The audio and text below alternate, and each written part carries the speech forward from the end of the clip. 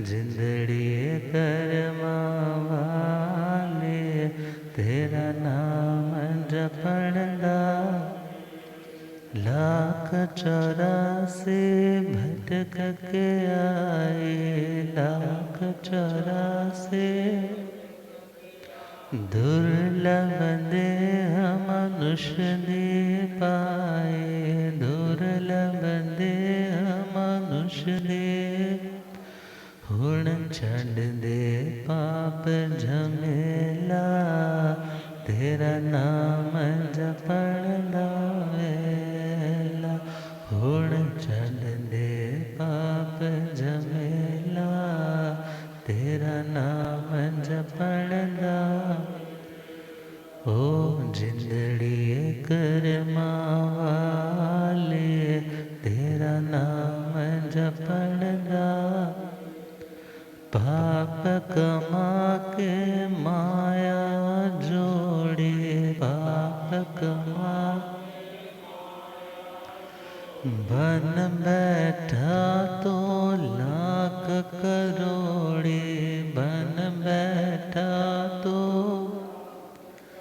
साथ निजाना धेला तेरा नाम जपण लावेला साथ निजाना धेला तेरा नाम जपण ला ओ जिंदड़ी कर्मा वाले तेरा नाम जपण लावेला ओ जिंदड़ी कर्मा वाले तेरा मिलण 4 दिन बिछड़िया रोहा मिलण 4 दिन बिछड़िया रिश्ते नाते ससानो रिश्ते नाते ऐसदा निरैना मेला तेरा नाम जपण लावेला ऐसदा निरैना मेला तेरा ओ जिंदड़ी कर्मा वाले तेरा नाम जपण लावेला ओ जिंदड़ी कर्मा वाले मुनि दर्शन या खेल करम दे मुनि दर्शन या खेल कर फर्क निसारे नेम धर्म दे फर्क निसारे नेम कोई गुरु कोई चेला तेरा नाम जपण लावेला कोई गुरु कोई चेला तेरा ओ जिंदड़ी कर्मा वाले तेरा नाम जपण लावेला ओ जिंदड़ी कर्मा वाले तेरा सदा निरैना मेला तेरा नाम जपण लावेला सदा निरैना मेला तेरा हुण छड़ दे पाप झमेला तेरा नाम जपण लावेला हुण छड़ दे पाप झमेला तेरा साथ निजाना धेला तेरा नाम जपण लावेला साथ निजाना धेला तेरा ओ जिंदड़ी कर्मा वाले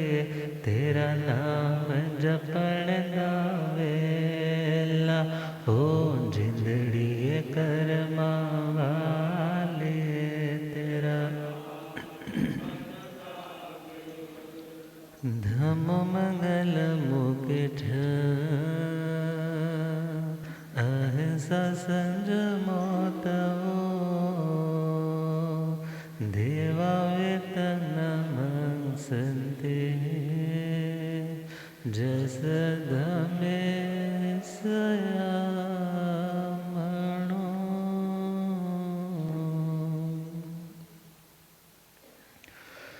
प्रभु वीर के पावन कथा महावीर के पावन कथा पावन बनाएंगे झड़ जाएंगे दुख जीवन के सावन लाएंगे सावन। प्रभु वीर के पावन कथा महावीर के पावन पावन बनाएंगे झड़ जाएंगे दुख जीवन के सावन लाएंगे।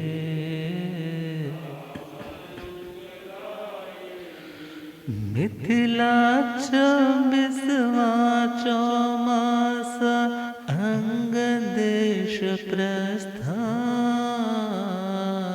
अंग देश प्रस्थान प्रभु का अंग देश विदेह की राजधानी विशाली में था घमासान मेघा घमासान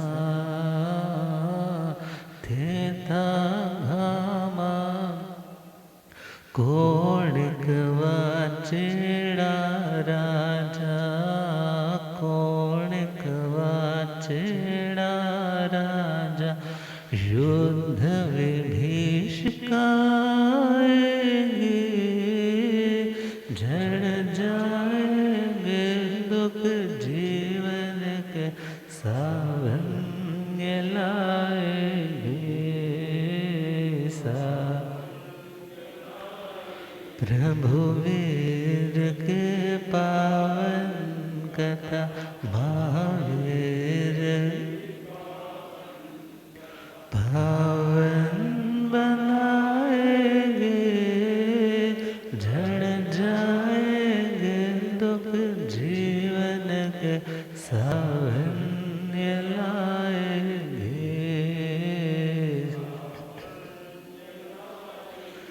सेचनक हाथी और हारत युद्ध के कारण युद्ध के कारण हारते युद्ध वे हल कुमारक पक्ष खड़े चेड़ा भी सकारन चेड़ा भी सकारन चेड़ा भी नौमल्ली नौलिचवी की नौमल्ली नौलिचवी शक्ति काम में आएगी झड़ जाएंगे दुख जीवन के सावन लाएंगे प्रभु वीर के पावन कथा महावीर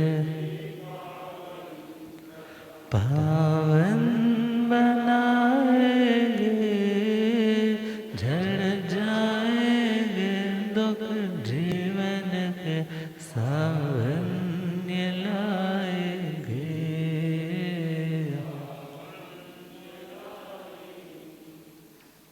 अनंत अनंत शांति के निकेतन शासनपति श्रमण भगवान महावीर स्वामी के पावन चरणारविंदों में हार्दिक भावना वंदन नमः। मेरे अंधेरे जीवन को रोशनी प्रदान करने वाले परम उपकारी आगम ज्ञान के भंडार आगम ज्ञाता आगम पुरुष जिन रतन हिमाचल केसरी उपाध्याय भगवंत श्रद्धे गुरुदेव श्री जितेंद्र मुनि जी महाराज साहब के पावन चरण कमलों में हार्दिक भावना वंदन नमः।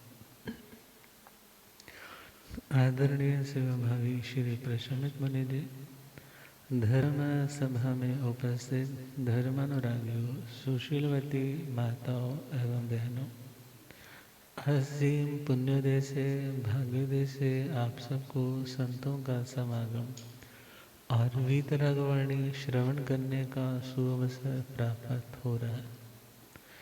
श्रवण कर रहे हैं परमात्मा महावीर स्वामी के मंगलमय निर्वाण तक की यात्रा का वह पावन कथा वृत्त इतिहास। परमात्मा महावीर स्वामी के जमाली शिष्य तो निन्हव बन गए, मगर जमाली के साथ विचरण करने वाले कितने संतों ने भगवान का दामन पुनः पकड़ा और उधर जमाली की पत्नी जिनका नाम प्रियदर्शना, वो भी चलते चलते श्रावस्ती नगरी में पहुंचे। जब श्रावस्ती नगरी में आए तो उन्हें भगवान महावीर स्वामी के एक श्रावक ढंग उनकी युक्ति के द्वारा पुनः सम्यक्तों का लाभ हुआ। और इधर जमाली जो अरस आहार, विरस आहार, तुच्छ आहार, अंतजीवी, प्रांतजीवी अर्थात रसो विजेता थे, तपस्वी थे, संयमी थे, मगर भगवान के मार्ग को, भगवान के मार्ग का गोपन करने वाले बन गए, तीर्थंकरों का अवर्णवाद करने वाले बन गए। तो अंतिम दिवसों में उन्हें 15 दिन का संतारा तो आया और जो जो जिंदगी में भूलें थी उनका प्रायश्चित कर लिया, मगर तीर्थंकरों की जो अवज्ञा, उनका सैद्धांतिक खंडन जो किया। और जब किसी का खंडन किया जाता है तो मत भेद के साथ साथ मनोभेद भी आने लग जाता है। आप जब कभी किसी के ऑपोजिशन में खड़े होते हो, अपनी ओर से तो यही बोलते हो मेरा उस व्यक्ति के साथ मतभेद तो है, मगर मनोभेद नहीं है, मगर कहना कुछ होता है और वास्तविकता कुछ और ही होती है। जमाली के साथ भी यही हो रहा होगा। वो कहता तो यही था कि मैं भगवान के प्रति मन से तो कुछ दुर्भाव नहीं रखता, मगर छदमस्त है तो छदमस्तों के भाव हम बोले कि वो पूरे कंट्रोल करते होंगे तो ऐसा पूर्ण सामर्थ्यवान नहीं कहा जा सकता। तो तीर्थंकरों का अवर्णवाद, वर्ण का मतलब उनकी प्रशंसा इत्यादि करना, अवर्ण का मतलब उनकी जिंदगी के वीक पॉइंट को उठाना, जो वीक नहीं भी है उसे अपनी ओर से उसे कमजोर पॉइंट बना करके दुनिया को दिखाना। तो संथारे के साथ साथ उनका देह शांत हुआ और किल्विषी देवों के रूप में उनका जन्म हुआ। 3 तरह के किल्विष होते हैं, 3 पल वाले, 3 सागर वाले और 13 सागर वाले। तो 13 सागरोपम की उत्कृष्ट अवधि वाले ये किल्विषी जिन्हें सामान्य भाषा में पापी देव बोला जाता है, जिन्होंने तीर्थंकरों की, धर्म की, धर्माचार्यों की, आचार्य उपाध्यायों की निंदा की होती है, ऐसे व्यक्तियों का जो जन्म है फिर ऐसे स्थान पर होता है तो देवता, मगर वो रिस्पेक्ट नहीं। कभी भी कोई भी बड़ा देव कह सकता है तुम चुप हो जाओ, बोलने की ज़रूरत नहीं, चले जाओ। अर्थात उनकी एक वो सेल्फ रिस्पेक्ट नहीं होती जो एक देवता की बनी रहती। तो वहाँ का भव पूरा करके वो त्रियंच गति में आएंगे। कहाँ आएंगे? त्रियंच गति। नाम मेंशन नहीं है कि कहाँ पर आएंगे, मगर त्रियंच गति के बाद पुनः मनुष्य का भव मिलेगा। मनुष्य के भव के बाद देवता का भव आएगा और देव भव के बाद पुनः मनुष्य बनकर साधना करेंगे और संयम तप की आराधना करके सर्व कर्म क्षय करके ये भी सिद्ध होंगे, बुद्ध होंगे और मुक्त होंगे। प्रश्न आ सकता है जी, जमाली को तो इतनी जल्दी छोड़ दिया और गौशाल्य को तो इतना घसीटा, उसके तो इतने भाव गिना दिए। तो भगवान किसी को ना तो घसीटते हैं और ना ही किसी को जल्दी मुक्त करते हैं। घसीटने वाले भी कर्म है और मुक्ति देने वाले भी हमारे अपने कर्म। गौशाले ने तो कितने लोगों को अपनी तेजोलेशा का शिकार बनाया होगा, और उसने तो इवन संतों का भी घात कर दिया, तीर्थंकरों को नहीं छोड़ा। मगर जमाली ने कोई ऐसा काम, जमाली की साधना बहुत उत्तम थी, मगर हाँ जो कमियां थी उनकी धुलाई के लिए उन्हें वैसे वैसे स्थानों पर जाना पड़ा। और उनके रहते ही, ये तो हमने उनका पूरा किस्सा सुन लिया, मगर उनके रहते ही जब श्रावस्ती नगरी में प्रिय दर्शना जो दीक्षा ले चुकी है, साध्वी है, वो ढंग नाम के श्रावक के कुम्हारशाला में रुकती। और कुम्हारशाला में रुकी हैं तो लोग और भी कई सारे आए हैं कि धर्म की बात सुनाओ, धर्म की कोई चर्चा करो। तो वही पॉइंट लोगों ने यही पूछना, आप भगवान के संग से अलग क्यों हुए? उनका फिर वही सारे का सारा रील वही चल पड़ते, भगवान के शासन में ये कमी है, ये गलती है, वो किए जाने वाले कार्य को किया हुआ बोलते। तो जैसे ही ये बात सुनी, ढंग श्रावक ने सोचा ये तो बहुश्रुत साध्वी है, मेरे को तो इतने शास्त्र वगैरह आते नहीं।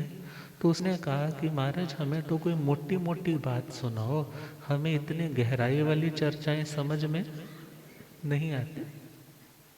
तो उन्होंने मोटे मोटे लहजे में भी उनको बातें वही समझानी शुरू कर दी। अब ढंग श्रावक को लगा इनका दिमाग क्या हो गया, भगवान के मार्ग से विपरीत चलने लग पड़ा है। मगर बहुत सी बातें ऐसी होती हैं जहाँ पर लंबी चौड़ी फिलॉसफिकल चर्चाओं से नहीं, बल्कि युक्ति से सामने वाले को लाइन पे लाया जा सकता है। प्रिय दर्शनाश्रावस्ते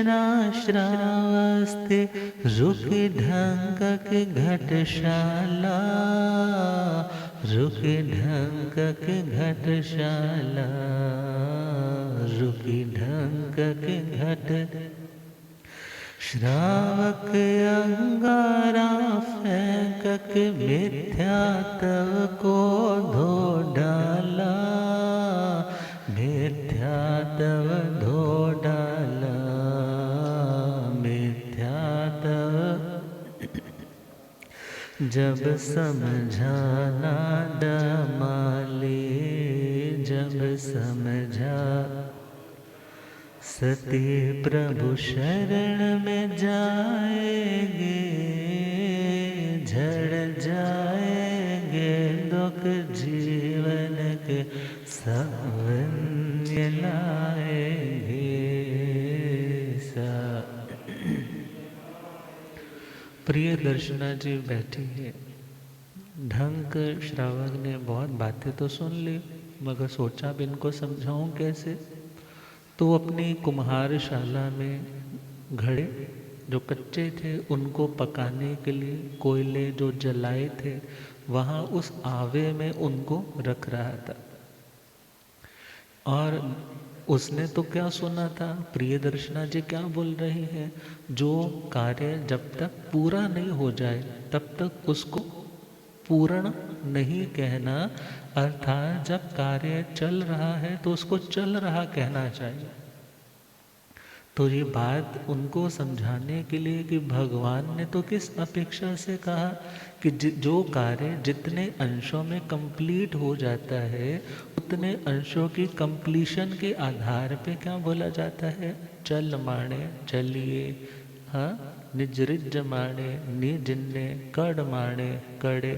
ये बातें भगवान ने तो उस एंगल से समझाई थी, मगर ये उसको क्या कर चुके हैं, मिस इंटरप्रेट कर चुके, गलत रूप में उसको समझ चुके हैं। अब जब समझा गलत है तो समझाएंगे भी गलत। तो उन्होंने उन्हें लाइन पर लेकर आने के लिए एक जलता हुआ कोयला ठीकरे में उठाया और महासती जी की चद्दर जो थी ना उस चद्दर पे फेंक दिया। जैसे ही फेंका, अब थोड़ी थोड़ी स्मेल आने लगी जलने की। जब जलने की स्मेल आने लगी, देखा मेरी चद्दर क्या हो रही है, जल रही।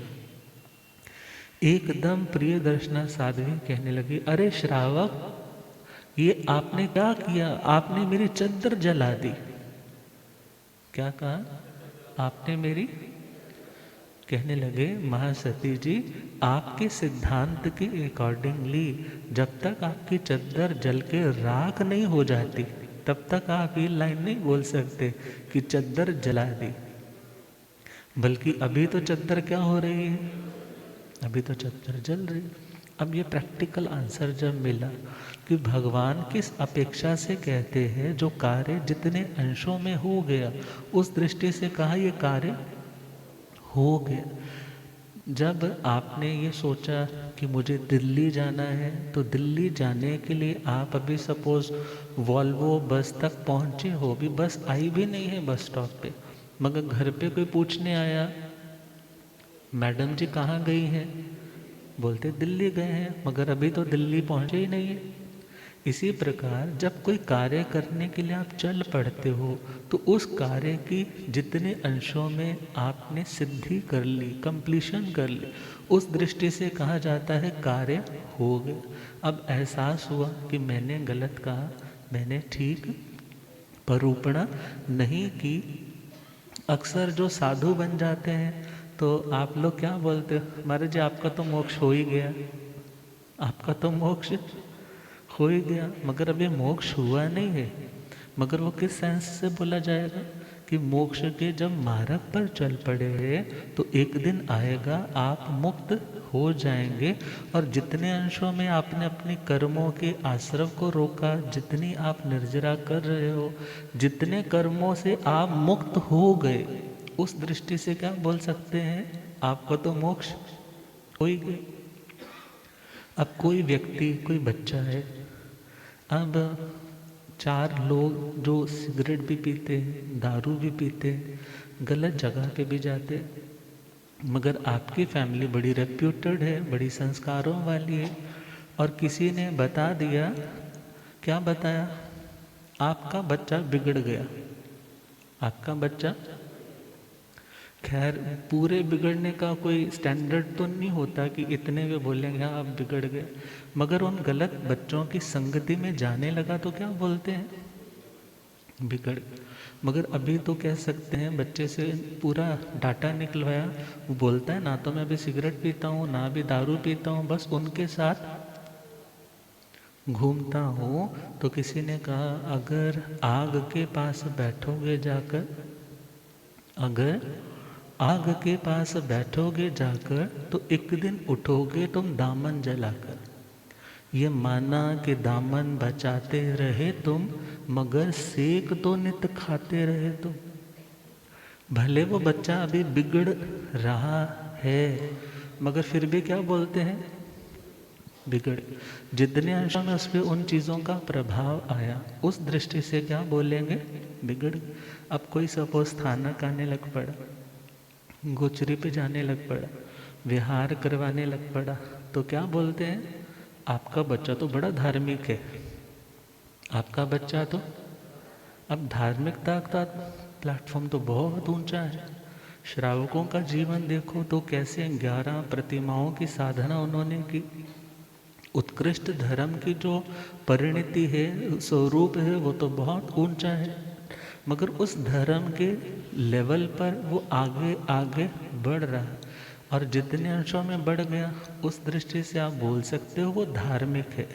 मगर वैसे यदि जमाली के सिद्धांत से बोलेंगे तो क्या बोलेंगे, आपका बच्चा भी धार्मिक हो रहा है, आपका बच्चा भी धार्मिक, मगर व्यवहार में क्या बोला जाता है, आपका बच्चा तो बड़ा धार्मिक है, संतों के पास ही बैठा रहता है, गोचरी पे जाता है, संवर करता है, सामायिक करता है, पौषध करता है।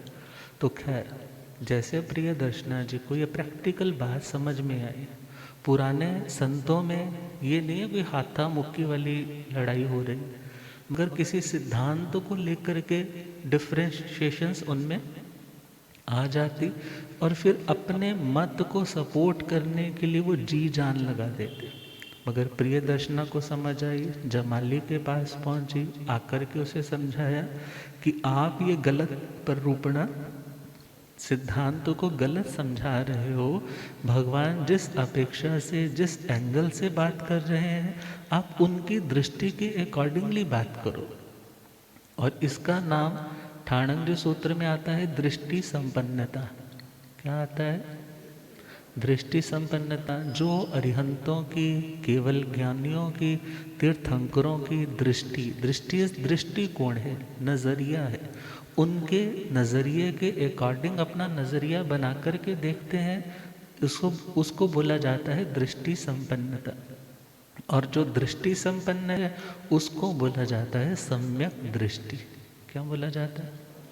जो भगवान के नज़रिए के अकॉर्डिंग अपना नज़रिया मेंटेन करता है, अपनी सोच, अपना विचार, अपनी धारणा बनाता है, उस व्यक्ति को क्या बोला जाएगा? सम्यक दृष्टि। तो आकर के उसने बहुत समझाया, क्योंकि पत्नी वही है ना, गृहस्थ दशा में पत्नी थी और इस समय साध्वी है, तो उसका एक कर्तव्य बनता है कि यदि वो गलत रास्ते पर जाए तो उन्हें रोका जाए। मगर वो तो टस से मस। मगर प्रिय दर्शना जी कई साधुओं के साथ भगवान के श्री चरणों में पुनः लौटती है, वंदन नमन करके प्रायश्चित लेकर भगवान के मार्ग की आराधक बन जाती है। तो अब इसके आगे हम चलें तो भगवान का मंगलमय चौमासा जो मिथिला में होना है, और उस मिथिला के चौमासे के पास हम देखें अंग देश की ओर प्रस्थान है, विदेह की राजधानी वैशाली की ओर, जहाँ पे 9 मल्ली 9 लिच्छवी इकट्ठे होकर के राजा चेटक के साथ कंधे के साथ कंधा मिलाकर के खड़े। क्यों खड़े हैं? क्योंकि राजा चेड़ा का जो दोहता है, दोहता मतलब हाँ, दुहिता बोलते हैं बेटी को। दुहिता किसे बोलते हैं? बेटी को। और दुहिता का जो आगे बेटा है उसे दोहता बोल देते हैं। मीन्स नाना है राजा चेड़ा।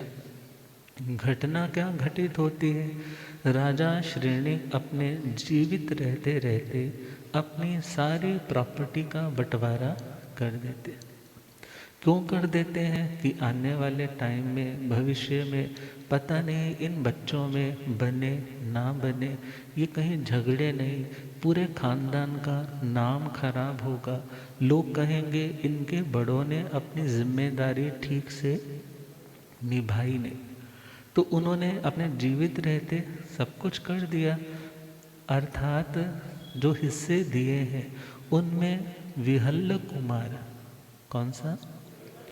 विहल्ल कुमार श्री निर्यावलिका जी सूत्र का फर्स्ट वाला प्रथम अध्याय है, जिसमें इनका वर्णन है।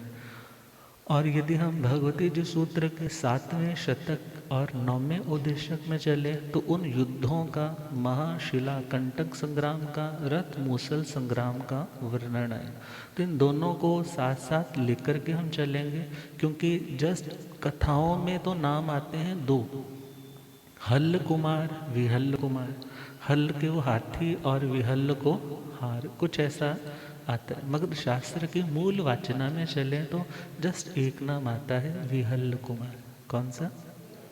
तो विहल्ल कुमार को उनके पिता राजा श्रेणिक ने जीवित रहते गंध सेचनक हाथी, जो बहुत ही देखा जाए पुण्यशाली, देवाधिष्ठित, और इवन उसके लिए कहा जाता है जहाँ रहता है वहाँ किसी का भय इत्यादि नहीं रहता, और एक 18 लड़ी का हार दिया, और वो सुख पूर्वक अपनी जिंदगी व्यतीत कर।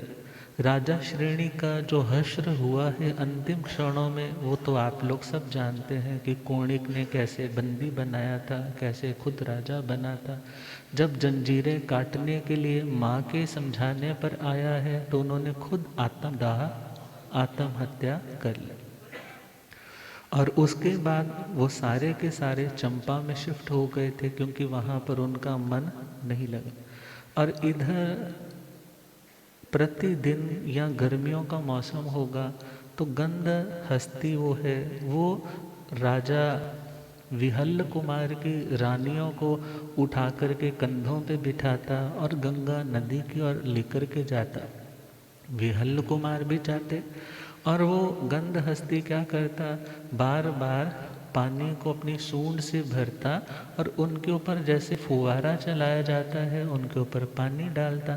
कभी उनको सूंड से पकड़ करके अपने स्कंध भाग पे, पीठ पे रखता, कभी अपने दांतों पर उनको बिठाता, अर्थात अलग अलग तरह से उनका मनोरंजन करता। और ये दृश्य कौन देखते? चंपा नगर निवासी। जब वो देखते तो वो कहते, सच्चा सुख का भोग तो कौन कर रहा है? कौन कर रहा है? विहल्ल कुमार अपनी पत्नियों के साथ कितनी क्रीड़ाएं कर रहा है। और कोणिक के पास क्या है? कोणिक के पास क्या?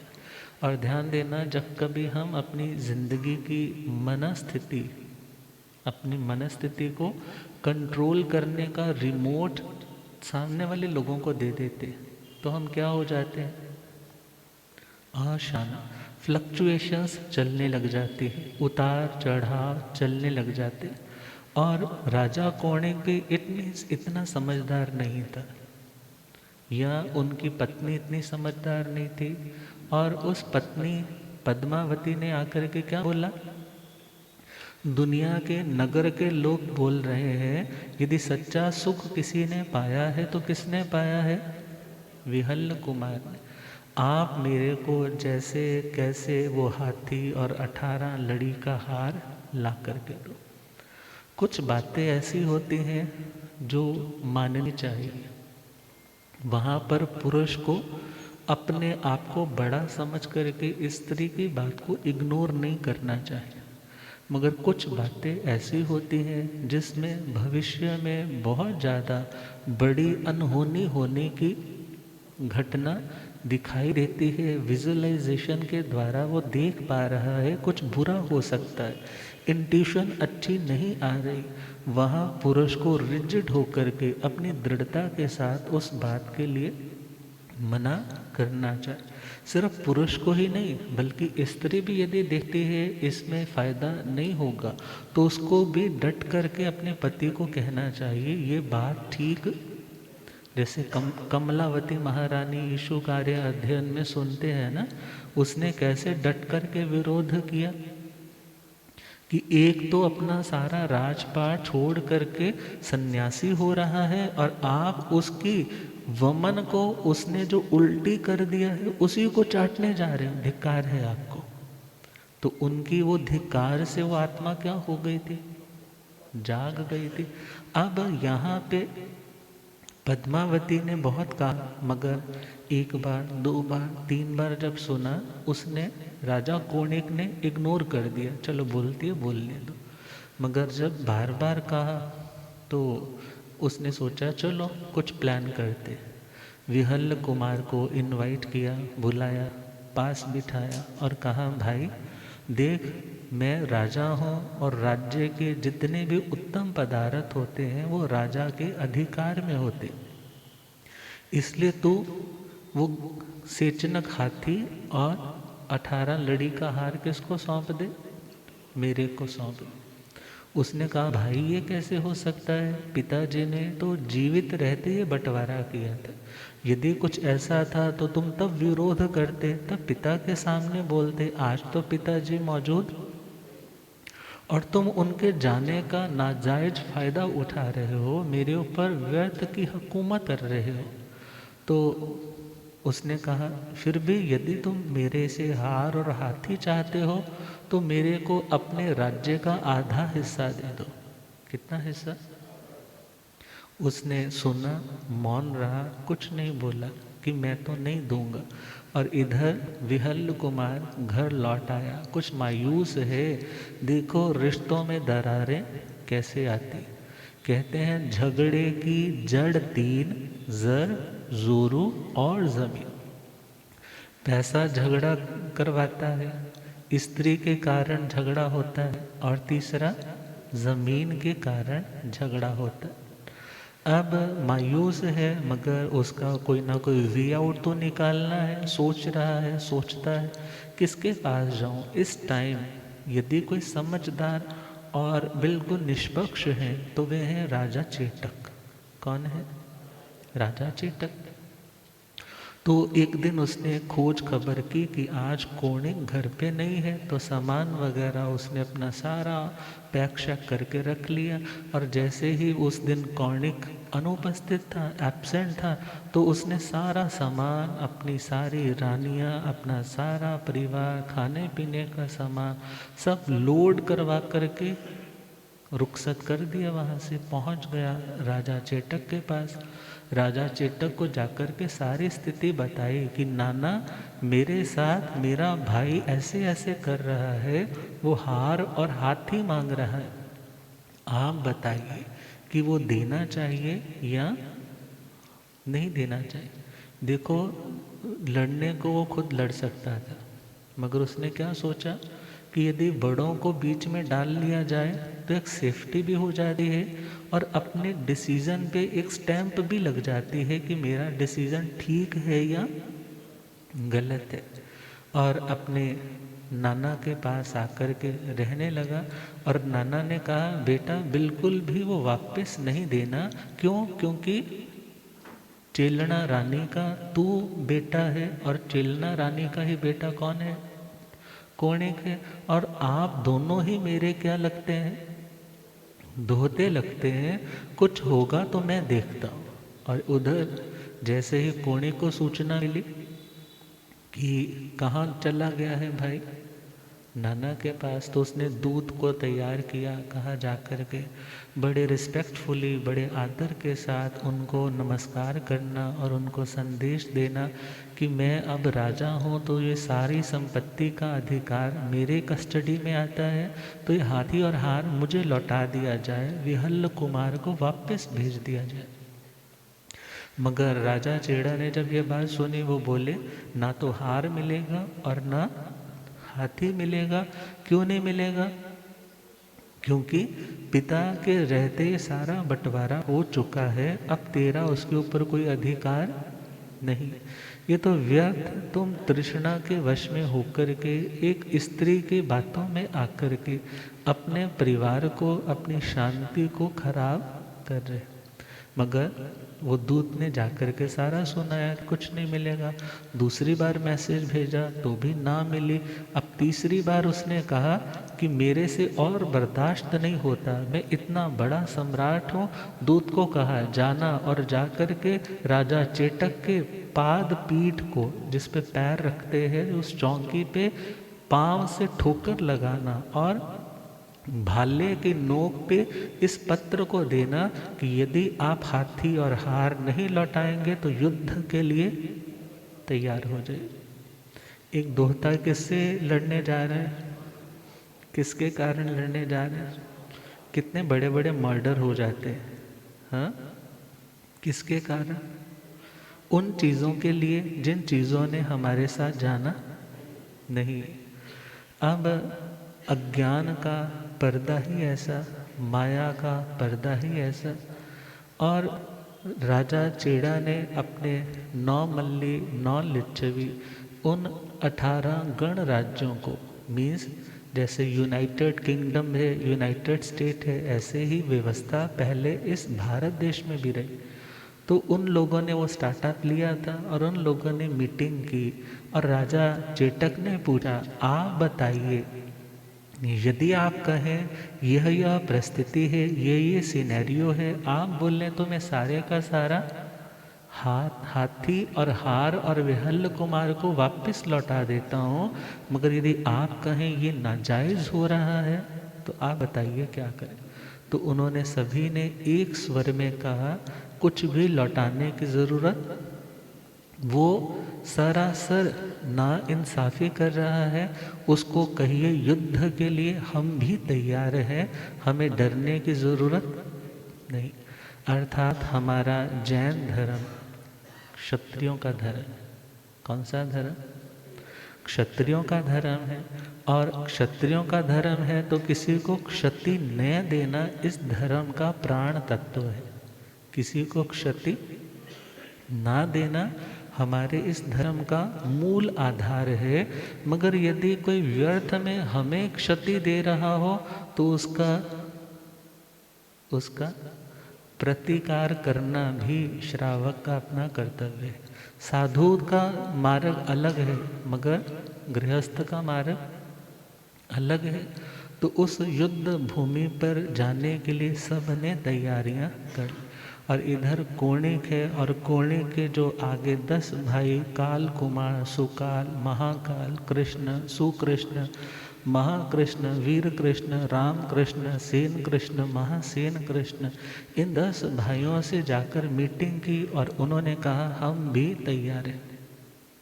तो इनके 3-3 हजार रथ, हाथी, घोड़े और टोटल मिलाकर के सभी की 33 करोड़ की पैदल सेना साथ में चल पड़ी। और उधर उनकी सम टोटल 57 करोड़ की वो सारी सेना चल पड़ी। अब ये इतनी सेना कहाँ से आई, इसके बारे में हम कोई आर्ग्यू अभी कर नहीं सकते।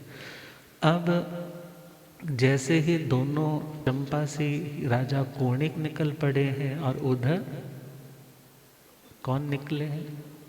चेड़ा राजा अपने 9 मल्ली 9 लिच्छवियों के साथ युद्ध भूमि पे तैयार होकर के खड़े हैं। रण की भेरी बजती है। वैसे तो देखा जाए दुनिया में झगड़ा किस चीज़ का है? एक पंजाबी भजन आया था ना, नहीं झगड़ा कोई हिंदुआ ते सरदारा दा, सारा झगड़ा इत्थे कुर्सीदारा दा। नहीं झगड़ा कोई हिंदुआ ते सरदारा दा, सारा झगड़ा इत्थे कुर्सी। अब कुर्सी की बात आ गई है ना, नाक की बात आ गई। और कभी कभी कर्तव्य हमें पुकारता है कि तुम्हें बलिदान देना पड़ेगा सत्य की रक्षा के लिए। तो राजा चेटक 9 मल्ली 9 लिच्छवी और उनकी इतनी भरपूर सेना सभी युद्ध भूमि पे आकर के आमने सामने खड़े। एक और तो नाना की सेना है और एक और दोहते की सेना है। और राजा चेटक जो सामान्य नहीं है, जिन धर्म के सच्चे उपासक हैं, श्रावक वृत्ति को धारण करने वाले, और उनकी ऐसी साधना और ऐसा नियम है कि वो दिन में एक बार ही बाण चलाते हैं। कितनी बार? एक बार। और एक बार बाण चलाना है, उसके बाद किसी पर कोई प्रहार नहीं करना। और इधर सब लोग जानते हैं कि राजा चेड़ा का बाण कभी खाली जाता नहीं। अब जाता नहीं है तो इधर 1 बाय 1 डे बाय डे, पहले दिन सेनापति के रूप में काल कुमार आया, वो मारा गया। दूसरे दिन दूसरा आया, वो मारा। हो रब मेरा सतगुरु बन के आया मैनो।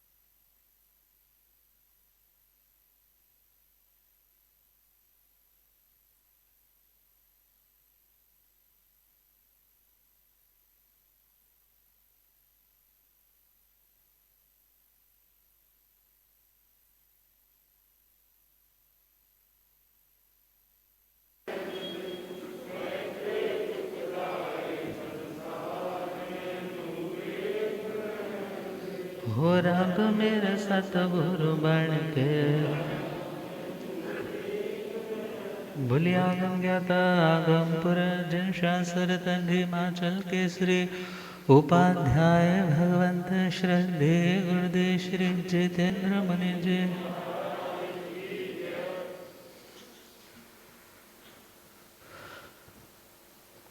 युद्ध की भूमि में सभी अपनी शूरवीरता को दिखा रहे हैं और कुछ मिसकॉन्सेप्ट्स दुनिया में प्रसिद्ध हैं। जो युद्ध भूमि में मारा जाता है या तो उसको राज्य मिलता है, हाँ कौन सा, यदि जीवित रहा तो साम्राज्य और मर गया तो स्वर्ग मिलते। मगर इतने बड़े इस युद्ध में भगवान ने इसका निचोड़ लास्ट में निकाला है कि मरने वाले लोगों की संख्या 1,80,00,000 थी, मगर उनमें से स्वर्ग में जाने वाला एक, मनुष्य गति में जाने वाला एक, ये 2 जीव थे। बाकी 10,000 तो मत्स्य के गर्भ में गए और अधिकांश नरक में और त्रियंच में। तो खैर वापस लौट रहे हैं। काल कुमार पहले दिन मारा गया। 10 दिन लगातार सेनापति के रूप में अलग अलग भाई आते गए और किसके हाथों मारे जाते गए? राजा चेड़ा के बाण के द्वारा। अब कोणिक सहम गया। क्यों सहम गया? इतने बड़े बड़े शूरवीर योद्धा जब मारे जा रहे हैं, कहीं मेरा भी पत्ता साफ? तो पूरा भव की साधना थी और पूर्व संगतिक मीन्स पुराने जन्मों के मित्र देवता थे। कौन से देवता? सौधर्मेंद्र और असुरेंद्र। और जैसे ही ख्याल आया तो वो तेला तप करने के लिए अलग स्थान पर चला जाता। अब तेला तप करेगा, देवता प्रकट होगा, वो क्या बोलेंगे? हम तेरी हेल्प करेंगे? नहीं करेंगे। तू अधर्म युद्ध लड़ रहा है, क्या होगा? इसके बारे में अब कल चर्चा करेंगे। आज के लिए इतना ही। काल कुमारा दे 10 भाई, कोणिक पक्ष खड़े, कोणिक पक्ष खड़े, कोणिक चेटक बाण प्रहार से यमलोक में जाके पड़े, नरकों में जाके पड़े, नरकों में। कोणिक तेले से इंद्रों की, कोणिक तेले से इंद्रों की सुरक्षा आएंगे, झड़ जाएंगे दुख जीवन के सावन ये लाएंगे, सावन।